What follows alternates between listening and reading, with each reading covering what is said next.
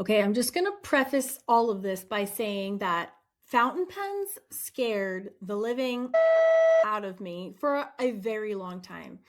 Hello, my YouTube friends. Okay, today I want to go over all things fountain pens. And what I've been doing is I've been sort of collecting up all of your questions about supplies for everyone who's been following along in my 31 days of Baby Booze and Spooky Dudes book. And the reason is I want to help everyone out there now who's still going through them before Halloween even gets here.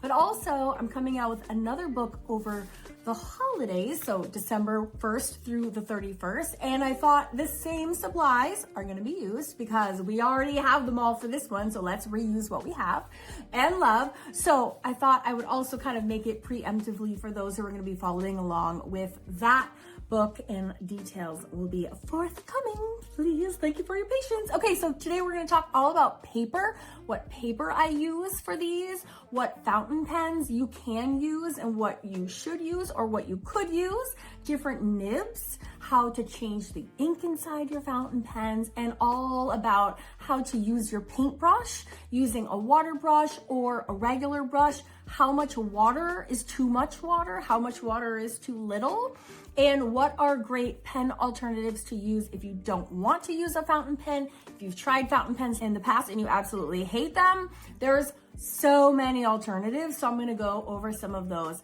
and all of what I just said today. So buckle up and let's finish our 31 days of Baby Boobs with a huge bang. Everyone has been doing an amazing job, and a special extra shout out to my Fun Fact Drawing Club members who are following along with the videos that are inside the drawing club. Okay, let's dive into all things fountain pen and accessories. Okay, I'm just going to preface all of this by saying that fountain pens scared the living out of me for a very long time.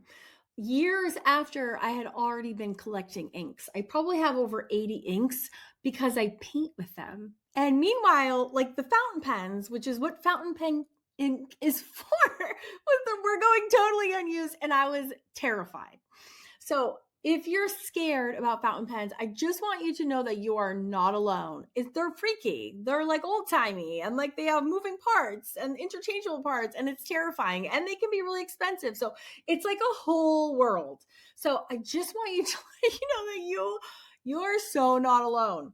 Okay, so the way that I finally got over my own fear of fountain pens was by ditching all of the fancy stuff and buying the cheapest fountain pens that I could have, because it just wasn't scary if they don't cost a lot of money, right? Like if it goes south, it's like $3, okay, whatever, move on with my life. And so I started using these. I literally bought these at Walgreens. I was like getting a prescription. I had to wait 15 minutes, and I saw these for sale and I purchased them just for fun. And so this is what got me over my fears. And these cheap $3 fountain pens are what ignited my passion, got me over the hump. But in true transparency, I still only used the cheap ones for about 3 years before I bought my first Lamy, quote unquote, real fountain pen. Okay, so these are amazing.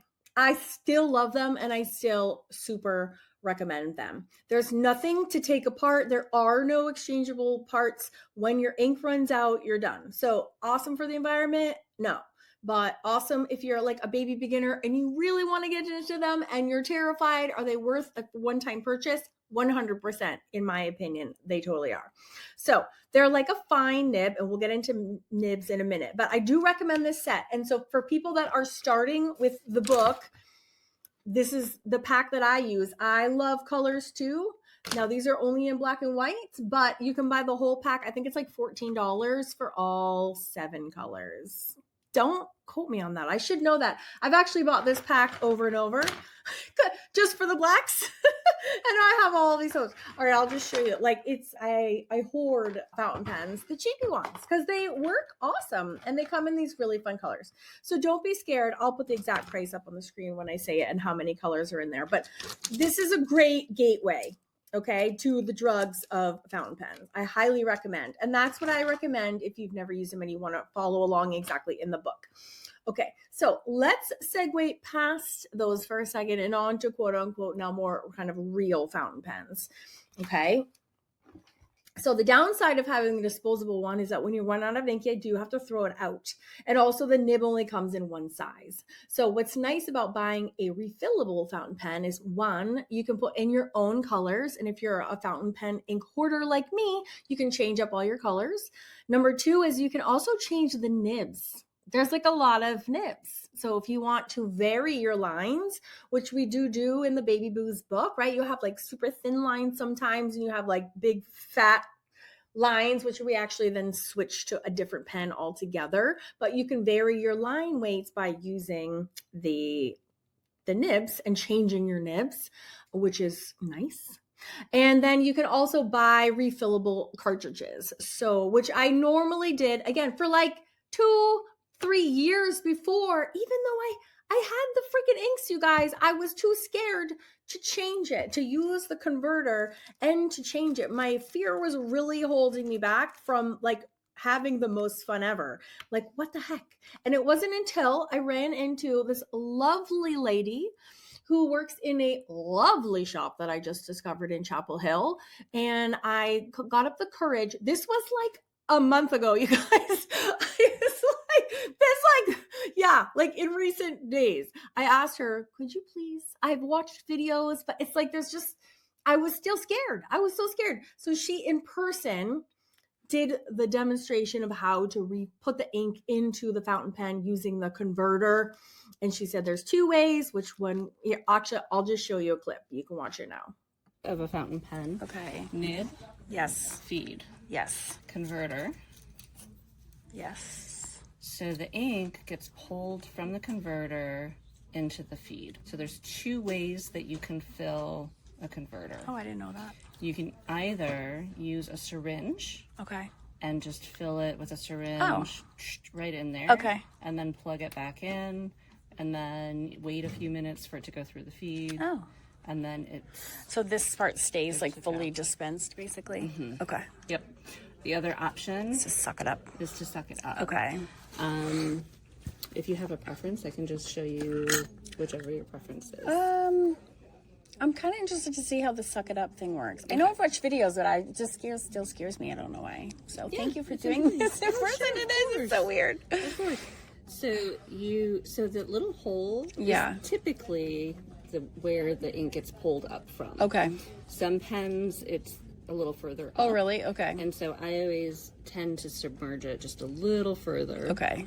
I start personally with it up. Oh. And that pushes the air. Oh, see? Another little detail I would never have known. And then you just turn it and pull the ink up. Did you turn it in the same direction the whole time? I went down and then back up. Okay. So you see it only pulled a little bit of ink because it has to go through the feed. Okay. And so the feed kind of takes up some of that space. So I sometimes will dump it back out. See, this part is what confuses me. And then pull it back up to get a better pull. Oh. So you can see that there's now like nuancing, more ink.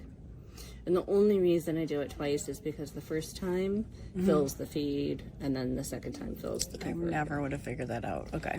And that's a pretty good fill right there. Okay. The advantage of doing it this way is then it's already in the nib and feed. Right, so and then you don't have to get it started. Right. Mm-hmm. Yeah, I have a million colors, and I'm just like, I paint with my fountain pen inks. Nice. But I really love the pens and drawing with them too, and I need to get over my fear. Thank you so much for that. Definitely. That was super. Okay, so that's how you do it with the like screw up method. And then there's also this crazy like hypodermic needle method, which is just looks terrifying. But I've only done this one single time. So if you are a fountain pen know-it-all, be nice to me, please. If I'm not doing this right, this is a fears I'm overcoming in real time as I record this video. So suggestions welcome, but be nice.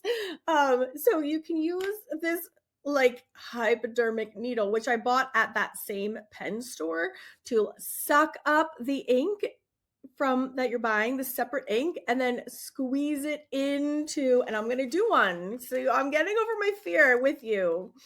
Be nice. Okay. Oh, okay. So what you have to do is first, let's back it up. Let's slow down. I hate yellow. This is the first slammy pen I ever had, and my kids gave it to me. And what was I going to say? I hate yellow. That's so mean. So now it's my favorite pen of all time because my kids are the one that gave it to me. Okay. So there's a million different fountain pens. Some are like a gajillion dollars. Some are $100. The Lamy Safaris are about high 20s, like 27 to like 37, which is a lot. It's a lot of pen. It's a lot of money. And then this one already has the converter in it, as you can see. So when you purchase one, and this just pulls out, what's terrifying to me? It's still terrifying. Okay, and the nibs come off too. I didn't know that. They don't tell you that when you buy one. How the heck was I supposed to know? Getting it all dirty everywhere. But the nibs also pop off. Okay, there's a little like grooves on either side, and you slide the top in there. I'm not going to embarrass myself by my clunky way that I'm maneuvering all of my stuff. I'm getting this on camera because I don't even believe it. It's a tape. Now watch, it'll not do it. What? That's bananas. Yeah. But if I wanted to change the ink in there, so I hate yellow, so I'm not, and yellow ink is horrid. What I am going to do though is put like a brown, maybe a walnut or a sepia.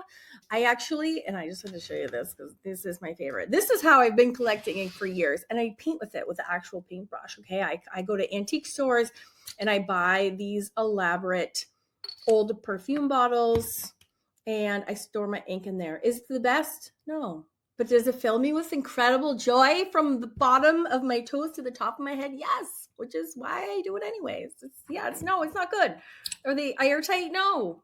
But do I love them? Yes. And it makes me use them. It's like so inspiring. So I'm going to go pick out like a walnut brown and put it into and I'll show you how I use the little hypodermic scary psycho needle to fill my converter. And I'll just show you. This is my computer that I'm working on. There's Meg's and more on that later. And then these are my fountain pen ink collection. So I collect these little ones like I mentioned. And then, yeah, I fill them up.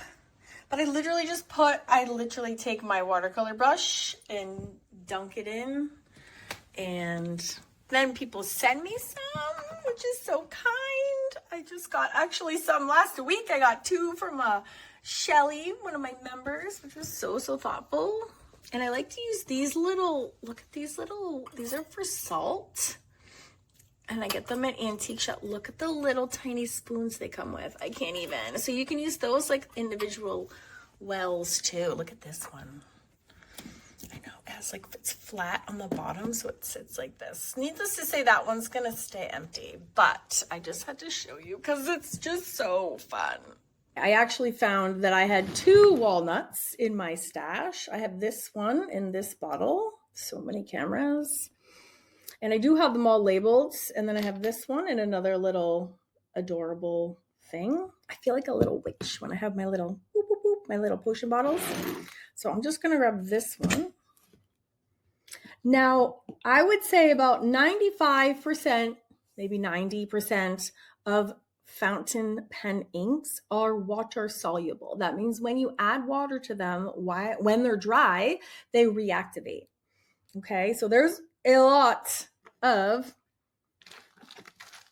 mixed media supplies that also reactivate, right? There's so many, like a watercolor pencil, Neocolor 2s that everybody likes by Karen Dash, Tombow markers, fine liners, felt tip pens. And we're going to go over some of the ones that I recommend for what you can do for these types of challenges that we're doing. All right, so I have my little converter. All right, and so this part is the part that screws, which you saw on that little clip I showed you already. So for this, we're going to like pre-screw it so it's all the way up so we have as much room as possible. we have our part. So there's only 3 parts. There's the cap, there's the top part, and then there's the bottom part. And so when we pop in the converter, and the converter goes in like this, and then we just screw the back on the back. All right, so we take our really creepy ass hypodermic needle, and we're gonna suck up some. I've only done this once. Be nice. I'm sure I'll get told all the things I'm doing wrong. Please be nice. Okay. This is for everyone who's scared like me. Okay. And then you slowly depress it like a mad scientist into the chamber of the barrel. Okay. It really creeps me out. It really does. Okay. Then it should, in theory, click into here. Please click. Oh, God. Please click. Why isn't it clicking? This happened to me before. Oh, maybe it just sticks. Okay, well, it's not coming out, but it didn't give me like a click, like a solid click. Oh, it's scary when it doesn't click. All right, before I put that away, I'm going to get a blue pen that I'm going to show you the same thing, but with a with the refills that always come with it. So here is a blue, same pen, Lamy. Okay, so they usually come with ink cartridges. You get a blue one so it matches my pen. Oh, I'm so dumb. I literally just got up to get one of these and it's right here. So you can buy refills online and in stores. These are these little cartridges. So this is what I've normally done for the short time that I've been using fountain pens. Okay, you can buy these refills. And these ones normally give me like a click. So you put the colored end in here. Get the click. That's not clicking. See how like strong that click is? That's what I'm looking for on this one. And I can't get it to do it. Okay, so anybody watching this in the comments, please tell me what I need to do to make that click, because it freaks me out. I don't hear it moving around in there or anything, but it still freaks me out that there's no click. All right, and then gravity is what makes these puppies work. So once this one is at least clicked in, this is also why I've been scared of the converters. Like this, the ones like the store ones that you buy that click, like I feel good. I feel like that's locked in. The other thing that I didn't mention before when I was talking about the nibs being able to be pulled off is that in the universe's smallest font ever, there is actually a letter. If these are Lamy pens, I cannot speak for anything other than Lamys. There is actually a letter here which tells you what your nib is. So this is a B, which is actually broad, which is bigger than a medium. So their sizes are extra fine is super skinny. And I struggle with that because I'm really heavy-handed. I like a big fat line. For those of you that are following in with the book or in my drawing club, you'll know I was using 2 pens.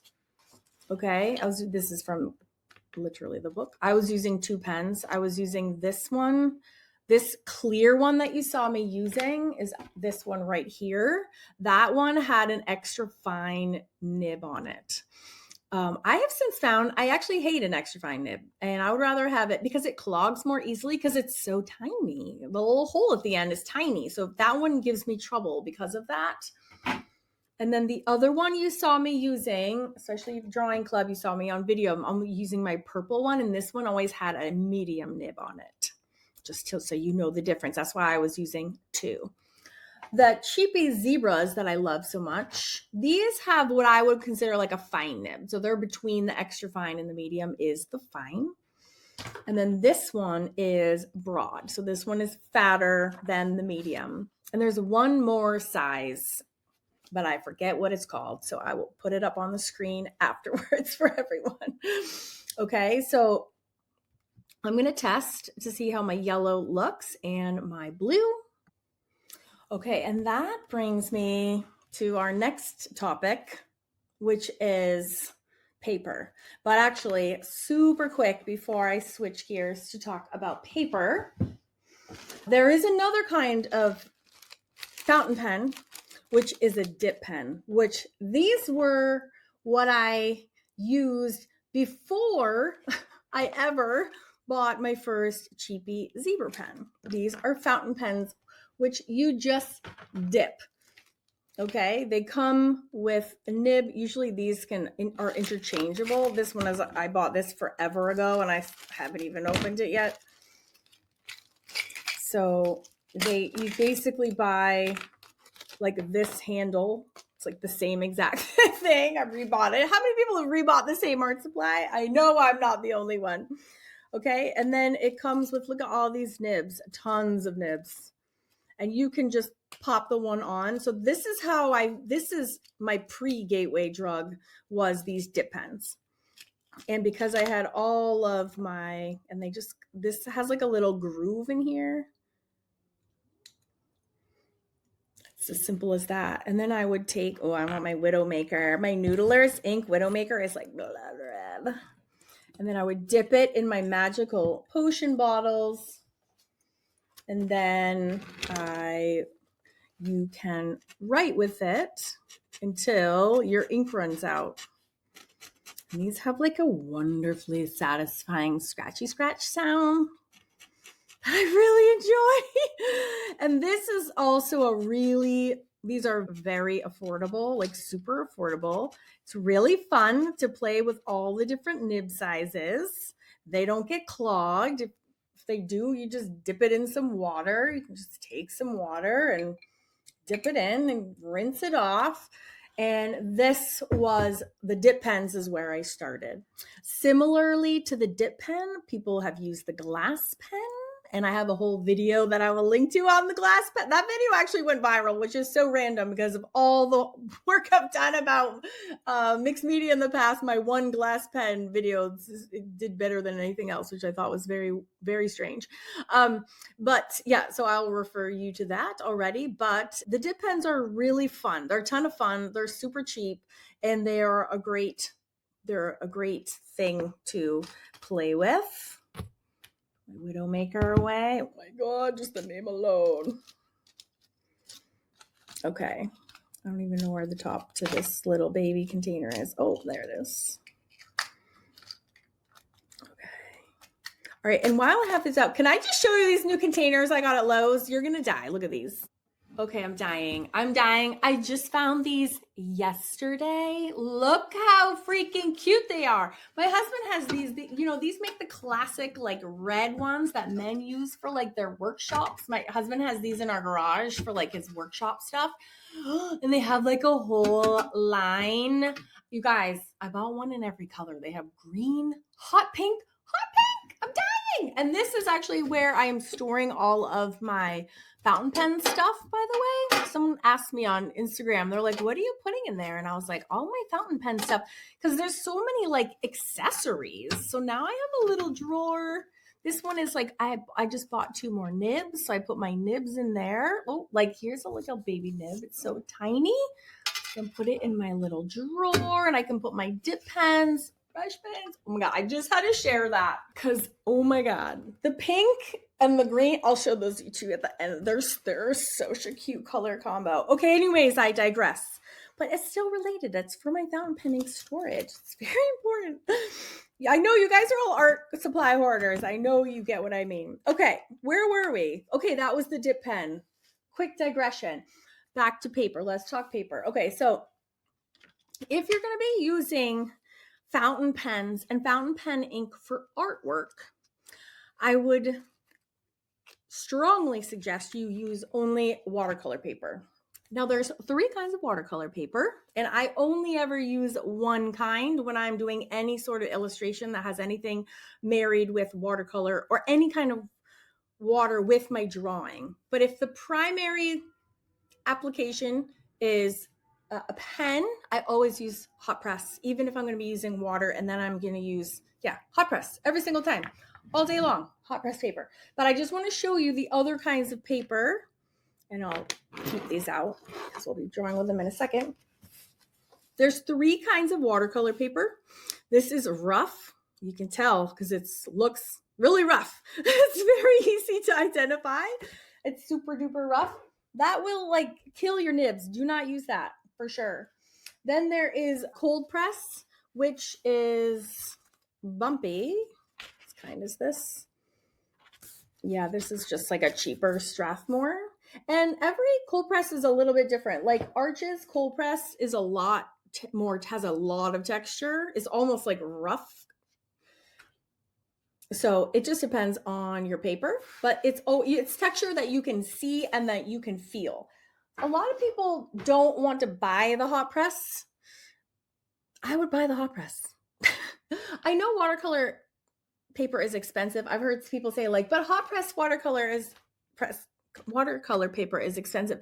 It's no more expensive than any other kind of watercolor paper. And I highly recommend it for these kinds of projects and this kind of work because it just makes your life easy. It's so smooth. It's like Bristol. It's like super smooth. And your fountain pens love that.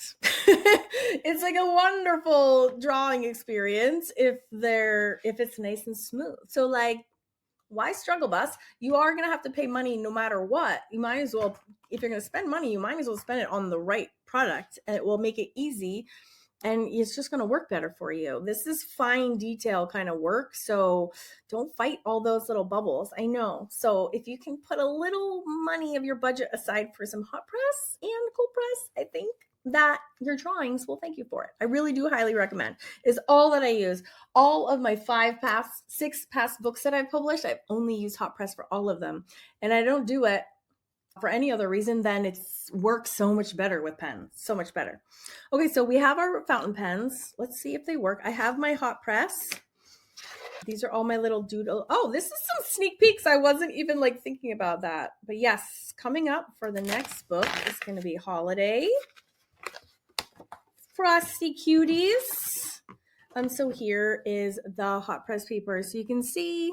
All right, now I put in that. It didn't click, guys. So I don't know if that's going to work.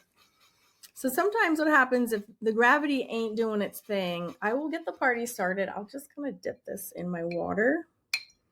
Sometimes that helps loosen up. I could have had this was the old one where it looks all dried up. So that could definitely be dried up in there in the nib.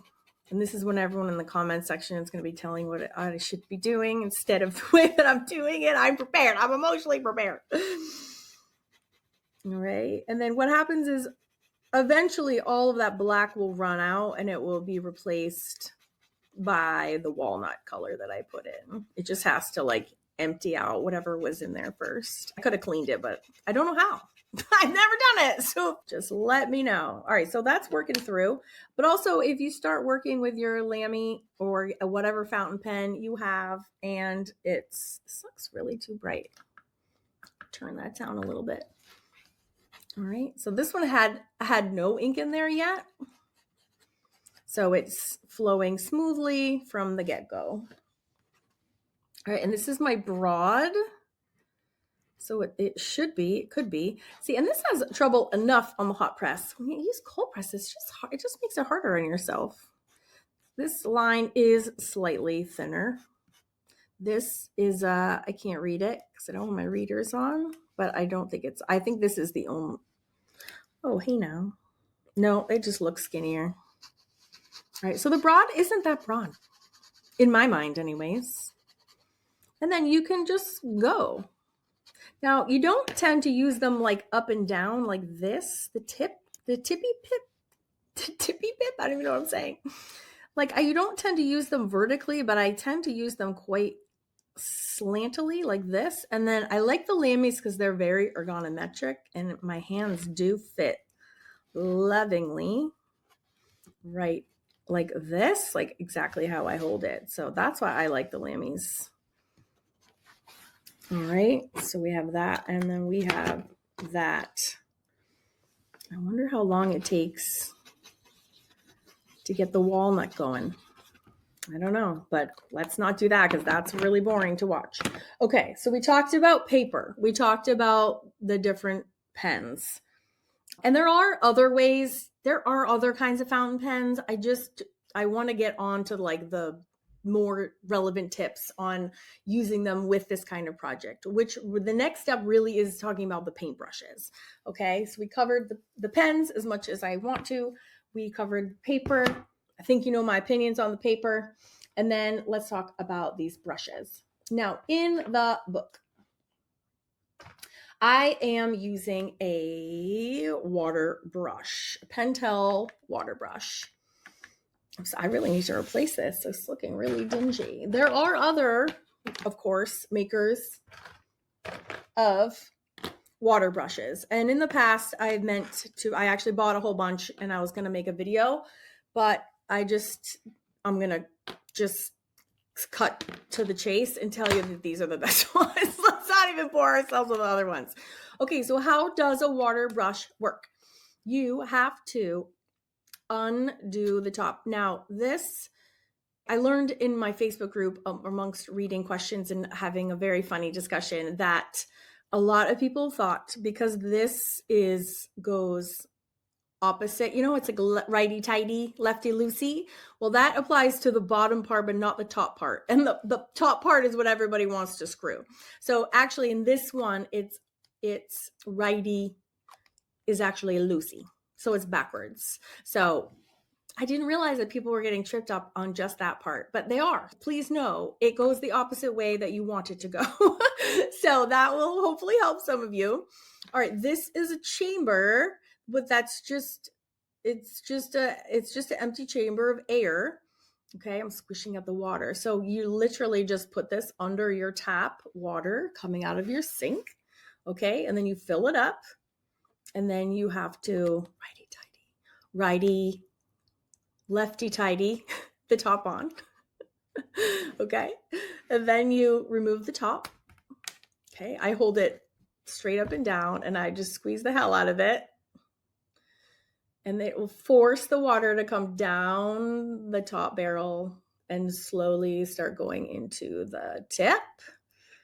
And I'm kind of aggressive with mine because I got a lot of work. I got 31 lessons to do. Let's go. All right. And sometimes they're a little wonky. Like this one, it's just starting to come out. And as you can see how hard I'm actually squishing that. So it kind of, what happens is you get it, squish it so hard, it kind of gets a flow. Okay. And it flowed so much, it's actually dropping out. Okay. So that's now too much water. So let's really narrow down how juicy these water pens need to be. And the answer is damp, not soaked. Okay. So you want it damp. This is soaked. If I'm putting this on can you see the like pile of water on my hand? You do not want it. You do not want that.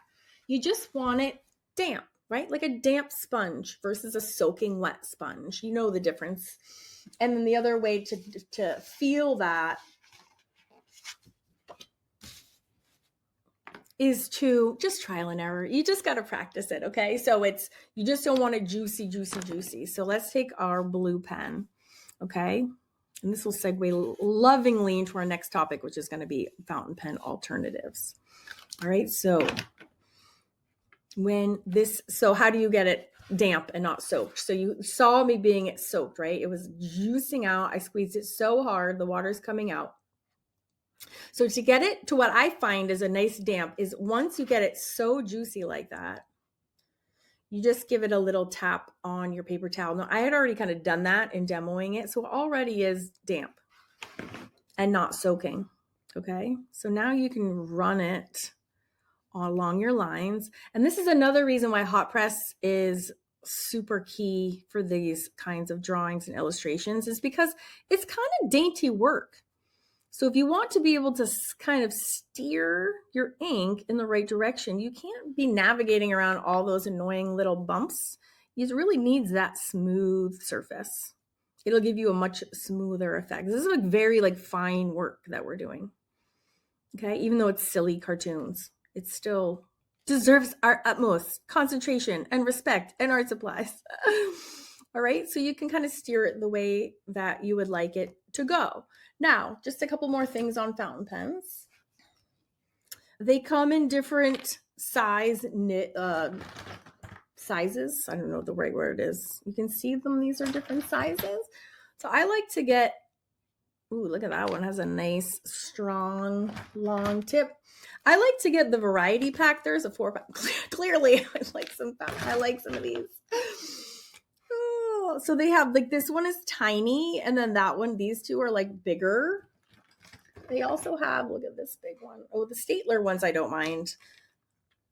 As long as they're really squishy, I can work with that. What the problem is, do you see how hard I was squishing to get that water to flow? Some of these, like this barrel is not squishy except only in the middle, and like that's not enough. Sometimes you really got to like get in there and squeeze it, and the Derwent only gives you this tiny window, which I don't like. And then like, yeah, I don't like Derwents. Let's just wrap it right up with that. Not waste any more time on that. But there's different size nibs. Nibs not the right word. Brushes that you can. Whoa, that just shot it out. All right, so maybe Derwent's stronger, so that's too much. When it's pouring out, that's too much. Okay, so less. Maybe I need to give these another shot. But too much is bad. You want damp, not soaked. Okay, so what if you're like, there's also other ones. I just can't find them. I have so many in here, and they're all mixed up. But you get the gist. There's different sizes. All right. And if you're like, but Karen, I hate the water brush, then I will tell you all day long, ditch it. Then don't use it. I don't care. I don't care if you're using the exact same thing that I'm using. I care about only one thing, and that is if you're having fun. If you're not having fun, you for sure should ditch that and not use it. I don't know. All the caps are all screwed up. What's this one? I don't know what this one is even for. All right. So if you are like, I hate them so much, and I hate lots of art supplies, I just don't use them. That is fine. Like you're not offending them. They're inanimate objects. I don't care. I don't know what you're using. Just use a regular brush. I'll show you how much water that you would want to use if you're using a regular brush, and that is fine. Okay, so as for not water brushes, I love Helena Bright's brushes. I'll just show you with one of hers. Hers are sized a little bit differently, so this is like a 1. I would probably use, maybe a 0 for these. That is a larger one. That is her number 2. So her number 2 is probably like a normal watercolor brush, probably like a 10 or like a 12. So every company has like their different size systems. So for these, any regular watercolor brush, okay, you first need to kind of wash the sizing out of it. So this is just plain water. Okay, so let's do some doodles. I don't even know what is in any of these. I lost track of what's inside what. Oh, I just got a green one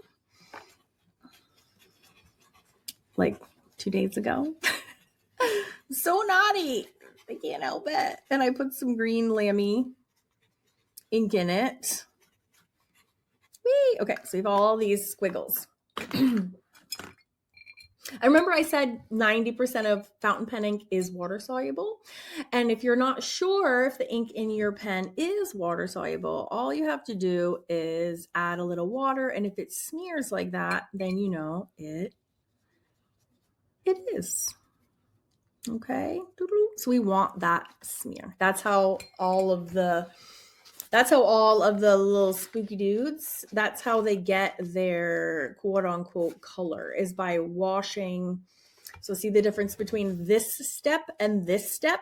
All that is we added water and it melts the ink. That's it. It's as simple as that. It's so fun. Okay. And then I let it dry, and then we go to the next page, and then we just do another layer on top to like put back any fine details that were missing. Okay, so what you want, so back to the water brush issue though. So same rules apply for the water brush. Oh, Maggie is ready for her food.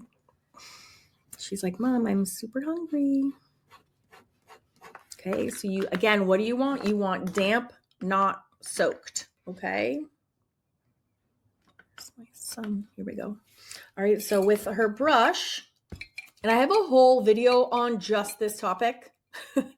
I will also reference that for you. Like, it's a whole long video all about how I use this when I'm using watercolors. And I use the same approach for here. So I get my brush really, really wet.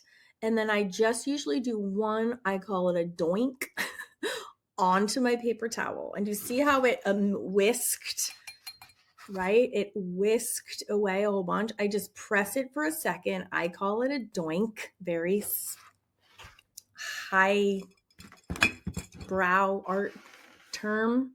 And then you can swipe it. You just draw right along your lines. Okay. And they just get lovely little lines there. All right. So what do? You just wet, doink, and go. That's like the perfect amount of water. So using these is a more easy to control thing to do when you're doing these projects, for sure. With my drawing club, we just got in this like fun tradition of doing the fountain pen in black with a zebra pen and a water brush, just for like tradition. We've done the Addams Family. It started with Addams Family, then we did the Munsters. Last year we did all the Tim Burton characters. So it just became like a really fun tradition. But please don't use one if you hate it. I also love like a really limited palette. Like, I love being like, you can only use these things, like suffer through it, go. I don't know. It's just fun. It's just a fun way to think about things. I also do use these a lot. I travel a lot. I travel a lot internationally. And so I have long airplane rides. And I also am a very fearful flyer, which I'm not proud about, but I'm working through it. And art is a really great way for me to, like, when I'm trying not to think about dying. And water brushes are super great to travel with. And I use them all the time. So while you might not like it through the first like 10 of your 31 baby boos, probably by the 11th, you've nailed it. Like, you definitely like get the hang of it. You know when you have too much water, you know when you have not enough water, and you do, like with anything, it just gets easier with practice. But seriously, ditch it. Life's too short to hate what you're doing. If you don't like it, just use a regular watercolor brush and have a great day. That is all that matters. All right, let me have a quick think and see if I have forgotten anything. Okay, I completely forgot about alternatives. Okay, so say you want to follow along the 30 days of baby boos or the holiday one coming up. What can you use if you hate fountain pens? Well, I have a ton of suggestions, actually. And so I actually challenge you, if you do hate fountain pens, to go run around your house and go collect up some pens that you have kicking around. And if you have any felt tip pens, these are actually wonderful to draw with and to write with. And if you use a lightweight, you can make a very thin line. If you use a heavyweight, you can make a meaty line as well. They're super cheap. They're available everywhere. And if I can find my paintbrush, that would be amazing. Here it is. You can see that they are highly, highly water-soluble. Isn't that so fun? So a felt tip pen is probably my biggest recommendation as an alternative for all those reasons. Price, they're so fun, widely available. You're good. Okay. The second closest to that is probably something like a fine liner. So there's two fine liners. Whoops. And they're usually either permanent or they are super water soluble. The Statler ones, I actually just gave mine away to Duke Hospital because I wasn't using them, but those are water soluble and they're very common. They're most commonly found like in Office Max and Staples, so they're quite a common supply. I just don't use mine, so I donated them. But as you can see, they react just like this one does. This one is by Arteza. This is an Inconic. Yeah, this is another fantastic alternative to a fountain pen doing any of these exercises like the ones teaching in my books. Another fantastic choice is the Elegant Writer, and this is a super popular one. It's really worn. And if you have never met an Elegant Writer, let me introduce you to the wonderful ink and world of the Elegant Writer. And actually what I like about them is they come in these different nibs, but if you grab one of the chisel ones, which is this one is, you get those lovely variation of line weights. Talk about variations. Okay, so that is super fun. But the most fun thing about the Elegant Writer is that, and that's a calligraphy pen, but there's this sneaky, amazing ink inside that is not only water soluble, but it actually, especially if you lift it with paper towels, you get these gorgeous pinks. You get like pink and green and blue, and it's just gorgeous. So that is a really awesome alternative to the fountain pen for these exercises. Okie dokie. What else? Some gel pens are water soluble. Okay, so this one is by Pentel. It's the Energel. Okay, now there is like a sister product to this, which is also the Pentel Energel. Oh, this one is. There's another one. Where is it? There is one that is permanent.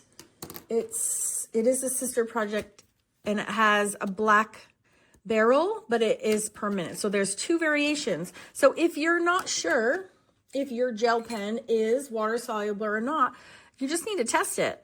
It's as simple as that. So get them out and test it. So that one is super water soluble. And then the ones that I use for all my whimsical watercolor book series, when I'm doing, I keep reaching and grabbing the wrong items. This is the one I do all my outlining with for my books. And this one is permanent. This is by Signo. And I was originally going to do the whole 31 days of the Frosty Friends book in this, but I think I'm going to keep supplies the same, just so people aren't mad at me that they just went and got their new fountain pen. Now this I don't think is dry yet. When you dry this, yeah, see how it's not moving? This is wet, this is dry. So this just hadn't dried yet. Okay, it is permanent when dry. That one was still wet. So test it out, give them a second to dry, and then test it so you're sure. That one, the ones that melt that much are very definitely water soluble always. A fun fact about the Elegant Writer, this is permanent after you've activated it, which is exactly how Inktense pencils work also. So this is like a whole different category of these crazy inks. So this one is, and Inktense also comes in like pans, like watercolor pans. It also comes in sticks. And so it's super water soluble. But then once everything's activated and it has a chance to dry, then that becomes permanent, which doesn't really matter for our baby boos. Fountain pens tend to reactivate continually, but also these are just, fun, quick little 10-minute lessons. So we don't need to take all this stuff so crazy seriously. All right. And then, something like the Inktense is a great solution. Any watercolor pencil, this one is by Derwent also. Stabilo All is a super popular instrument. I have a million. I use these in all of my mixed media projects. So that works really well.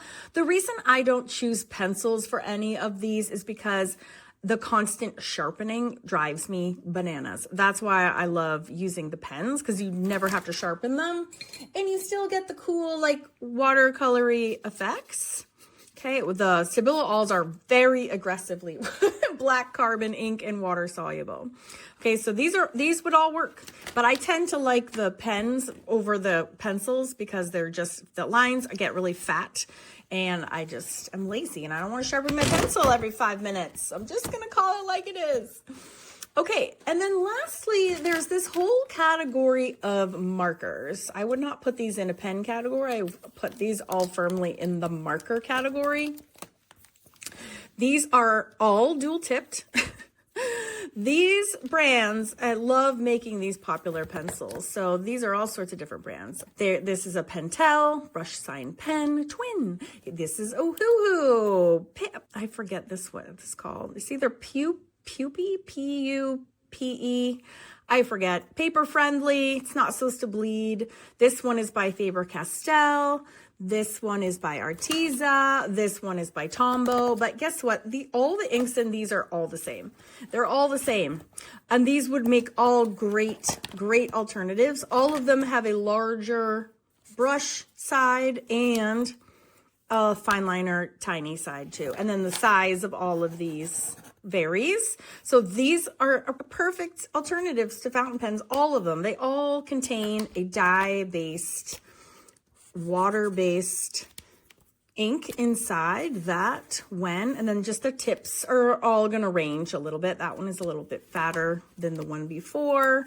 Tombows are probably the most popular of all of them, but this tip is probably not as small as you might need it to. It can be pretty small actually. So all of these, the Tombow, the Faber-Castell, the Ohuhu, this Arteza, they all work the same way. This is actually why I stopped reviewing these markers on my channels, because I was like, I'm exhausted. These are all the same.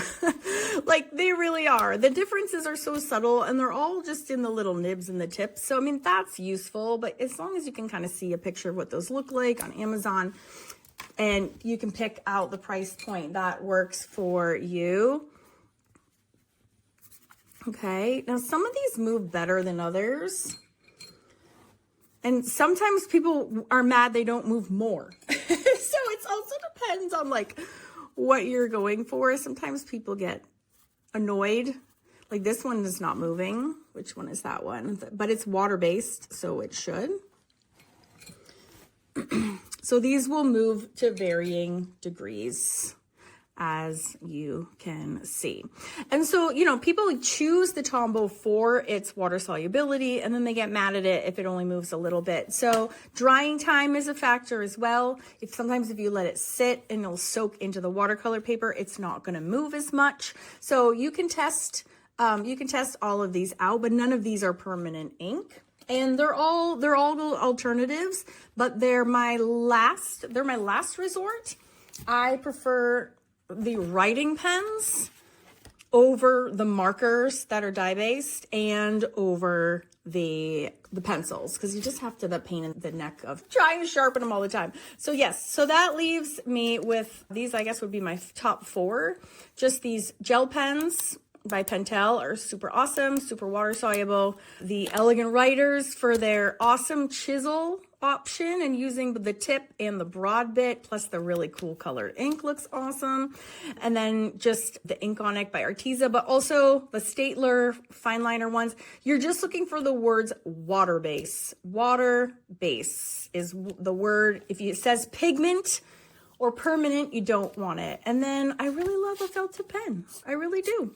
It's great. So the holiday one coming up, you know, you could pick up these are just by Papermate at your local Staples shop and just get the basic set of colors, and you can add a lot of color to your illustrations very cheaply and easily. And so that's what I have to say on that. But if you have a pen in your world and you're not sure, just when in doubt, test it out. Okay, I just want to show you 2 things before I go. One is some of these other colors because I'm dying, you guys. I can't get over how cute they are. All right, and no, I'm not sponsored or anything. I literally just bought them at Lowe's and I'm obsessed and I have to share because you're my best friend. And the other thing I have to tell you is that I have pledged my family that I'm going to be making pet royal portraits of all of our pets. And so starting next week, I am going to be walking you through I'm going to be documenting, this is my dog, Maggie. Mags Magerson, that is her nickname, which is the worst nickname in the world. My husband said it one time, and I was like, don't ever say that again. That is so dumb. And that has been her nickname ever since. And I'm going to walk you through my entire process of creating all of our pet portraits. So please join me next week. Subscribe so you don't miss out on that, because that's ridiculous and also a ton of fun. And with all the craziness in the world going on each and every day, I think we need some more fun. So that's what I am going to try to do. If you have any suggestions for what I need to do better for my fountain pen teaching or knowledge, oh God, I am open to it. Please just be nice. I'm still learning too. If I left anything out, let me know. I just love all of this stuff. And if you have any questions, also let me know. And I hope, I do have an ask. If you do like this book, and I think a lot of people are, the feedback has been wonderful. But last time I looked, there was only 13 Amazon reviews. So actually, I have a huge ask. If it is not too much trouble, and you have purchased this or any of my books, could you do me a fat favor and maybe just leave a review on Amazon? It helps spread the word so much. It genuinely helps so much. So if it doesn't take you too much time, I would super appreciate it. I hate asking. I feel really awkward about it, but it really makes such a big difference. And I have people on Facebook like, I love your book. I love your book. And I'm like, but no one loves it on Amazon. And that's where people go to buy it. So that would be really helpful. Okay, I'm going to shut up. Thank you so much for watching. And next week, Max Magerson is in the house. So subscribe, and I will see you next Wednesday, you guys. All right, bye. Thank you. Are you the best girl? Who's ready for their royal portrait?